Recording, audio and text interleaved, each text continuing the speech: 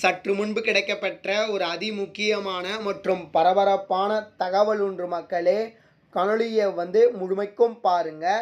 அதிமுக மற்றும் தவேக இணைந்து சட்டமன்ற தேர்தலை எதிர்கொள்வார்களா, பல லட்ச வாக்குகள் வித்தியாசத்தில் வெற்றி பெறுவார்களா அப்படின்றத பற்றி தான் இந்த காணொலியில் பார்க்க போகிறோம். முதல்ல விஜய் அவர்கள் அதாவது அதிமுகவுடன் கூட்டணிக்கு ஒப்புக்கொள்வாரா அப்படின்றதையும் பற்றியும் பார்ப்போம். வீடியோக்குள்ளே போகிறதுக்கு முன்னாடி நம்ம சேனலுக்கு நீங்கள் புதுசாக இப்போ தான் வந்திருக்கீங்கன்னா மறக்காமல் நம்ம சேனலை சப்ஸ்கிரைப் பண்ணிட்டு பக்கத்தில் இருக்கக்கூடிய பெல் பட்டனை ஆல்ல செட் பண்ணி வச்சுக்கோங்க. அப்போ தான் நம்ம போடுற ஒவ்வொரு அப்டேட்டும் பார்த்தீங்கன்னா உங்களுக்கு நோட்டிஃபிகேஷனில் வரும். இப்போ வாங்க ஒரு முழுமையான அரசியல் காணொளிக்குள் சென்று விடலாம்.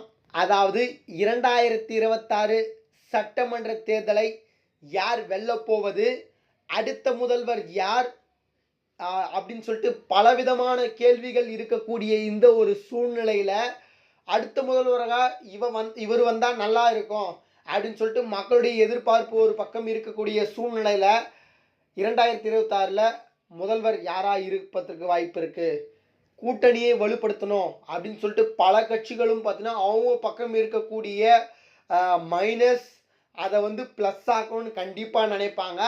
இதில் அதிமுக சைடில் என்ன இப்போ மைனஸாக இருக்குது அப்படின்னு சொல்லிட்டு உங்கள் எல்லாருக்குமே நல்லாவே தெரியும். அதாவது உட்கட்சி மோதல் இதிலே பார்த்தீங்கன்னா நிறைய விதமான எதிர்ப்புகளும் எடப்பாடி பழனிசாமி அவர்கள் சந்தித்துட்டு வராரு. இதை எப்படி வலுப்படுத்தணும், கூட்டணியை வைத்து தான் வலுப்படுத்தணும் அப்படின்னு சொல்லிட்டு எடப்பாடி பழனிசாமி அவர்கள் நினைத்து கொண்டிருப்பதாகவும், இதனால தான் பார்த்தீங்கன்னா விஜய் அவர்களுடன் பார்த்தீங்கன்னா கூட்டணி வகிக்க வேண்டும் அப்படின்னு சொல்லிட்டு செல்லும் இடமெல்லாம் பார்த்தீங்கன்னா விஜய் அவருடைய புராணத்தை பாடிவிட்டு வருகிறார் எடப்பாடி பழனிசாமி அப்படின்ற மாதிரி சொல்லிட்டு இருக்காங்க.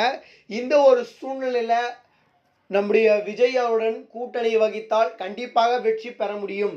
ஏன்னா நிறைய விதமான வாக்குகள் விஜய் அவர்களுக்கு இருக்கிறது, ரசிகர் பட்டாளங்கள் இருக்கிறது. இப்போ ரசிகர்கள் தொண்டர்களாக மாறி இருக்கிறார்கள். இதனால கண்டிப்பாக விஜயுடன் கூட்டணி வகித்தால் கண்டிப்பாக எளிமையாக இப்போ ஆளுங்கட்சியாக இருக்கக்கூடிய திமுகவை வீழ்த்தி விடலாம் அப்படின்ற ஒரு எண்ணத்தில் நம்ம எடப்பாடி பழனிசாமி இருக்கிறார். அதனால விஜயுடன் கூட்டணி பேச்சுவார்த்தை போயிட்டு இருக்கு. ஆனால் விஜய் அவர்கள் பாஜகவுடன் கூட்டணி வகிக்கின்ற எந்த கட்சியுடன் நாங்கள் கூட்டணிக்கு செல்ல மாட்டோம் அப்படின்னு சொல்லிட்டு இருக்கிறாரு.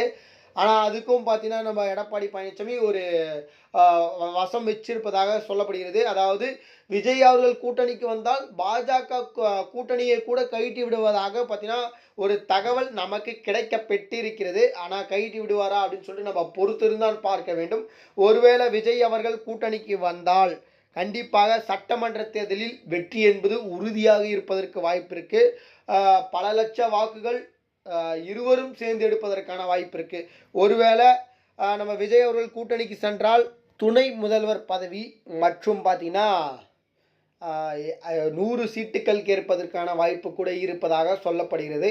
இதையெல்லாம் நம்ம பொறுத்திருந்தான் பார்க்க வேண்டும்.